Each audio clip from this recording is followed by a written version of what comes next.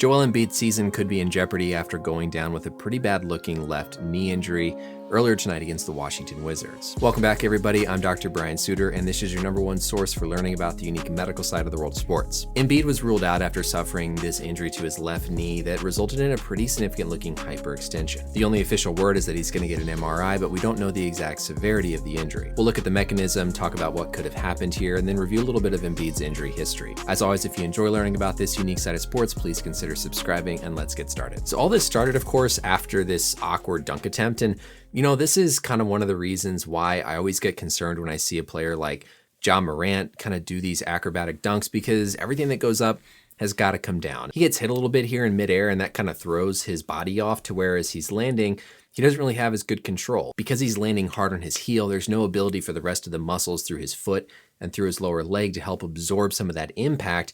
And also, if we look at just sort of the location of his center of mass, it's basically over kind of past the front of his knee. So as he comes down, that's going to cause his momentum to want to carry him forward more across that knee, leading to more significant hyperextension. Ideally, you want to land with a little bit of a flex knee to help cushion that impact, but here we can see that leg is completely straight. And so then as he comes down, that knee comes backwards into hyperextension. Now, it's important to know with the tweets we saw, hyperextension isn't technically an injury. It's just an injury mechanism. If we go to our biodigital anatomy tool here, whenever we kick our leg out in front of us, that's knee extension, whenever we basically straighten the leg out. When we fire our hamstrings to bring our leg and our heel kind of up towards our butt, this way, that's going to be knee flexion. So when we exceed that amount of natural extension, which is going to be just neutral alignment, that's what makes it hyper or excessively extended. Before we talk about severity and possible injuries, I want to give a quick shout out to the sponsor of this video, Green Chef. Green Chef is a USDA certified organic company that makes eating well easy and affordable with a plan to fit every kind of lifestyle. They let you choose dishes for a variety of lifestyles, including vegetarian, vegan, keto, and even paleo. With my busy job as a doctor, I love the convenience of the meals offered by Green Chef. The ingredients come pre-measured, perfectly portioned, and mostly prepped. Recipes are quick and easy with step-by-step instructions, chef tips,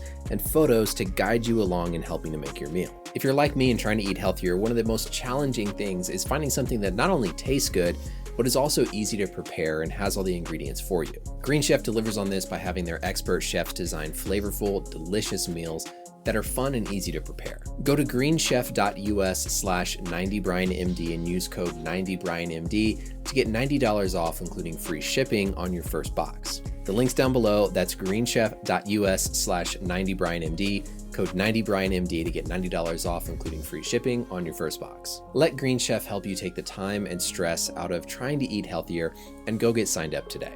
Thank you again to Green Chef for sponsoring this video, and let's get back to our learning. The first thing with severity of a hyperextension is the angle or the degrees of hyperextension. If you imagine taking and drawing a line through Embiid's upper thigh down straight to the ground, this kind of angle right here is going to be the amount of hyperextension. And the bigger that is, the more potential you have for a serious injury because of the additional strain on the ligaments and soft tissues in the knee. There's a cadaver study that mentions around 30 degrees as being sort of a critical marker here, but just kind of eyeballing this, it certainly looks like a concerning amount. The other thing we want to look at is the amount that the knee moves inward or outward in this frontal or coronal plane. So here now we're looking again, Embiid's left leg is what we're concerned of.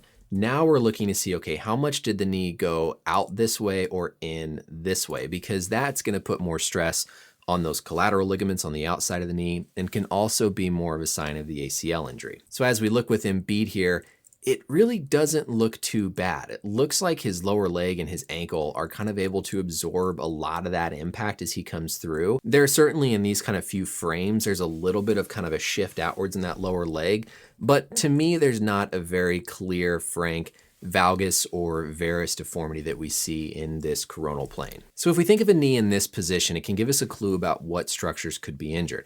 Of course, everything on the backside of the knee here is being pulled and stretched. What I've started with here is removing the muscles up in the thigh so that now we're just looking at the different tissues within the knee and then the muscles of the lower leg. So here we have our calf muscles coming up and actually inserting up on the femur. We've got our knee capsule that basically surrounds the entirety of the knee joint.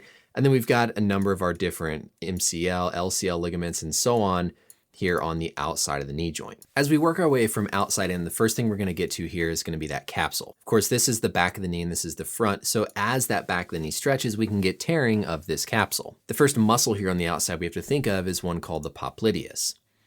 The popliteus basically feeds up into this area of the knee that we call the posterolateral corner. This is the lateral or outer portion of the knee, and then this is the backside. And so all these different structures that sit here in this back outer corner can be injured, especially when someone has something like a hyperextension. Now, other things, of course, a bone bruise is very common with these hyperextensions because you have an excessive amount of force that's going particularly through the front of the knee whenever it buckles like that. Because of that excess pressure and buckling, you can also injure that meniscus. And yes, the ACL and the PCL can also be torn if the hyperextension is severe enough. And it makes pretty logical sense, right? This is our PCL running across the back of the knee. So if you imagine taking your hand on the top of the femur and on the tibia and just bending it, you're going to be stressing that PCL. Similarly, you've got the ACL running from the back of the femur down to the front of the tibia. And again, if you just take those two bones and hyperextend them, you can injure that ligament.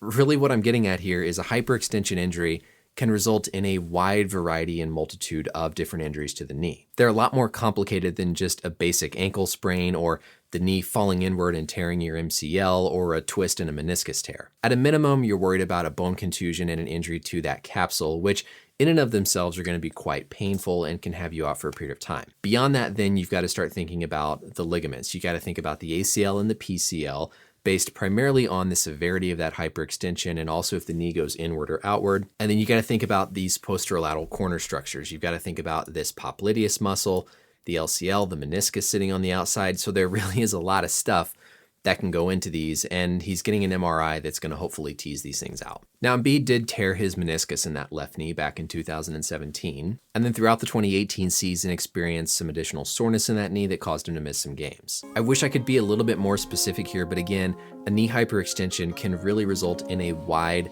variety of different injuries. I'm concerned based on just looking at the severity of the hyperextension. I don't think it's a question of if he's going to miss time. I think it's more how much time he will miss.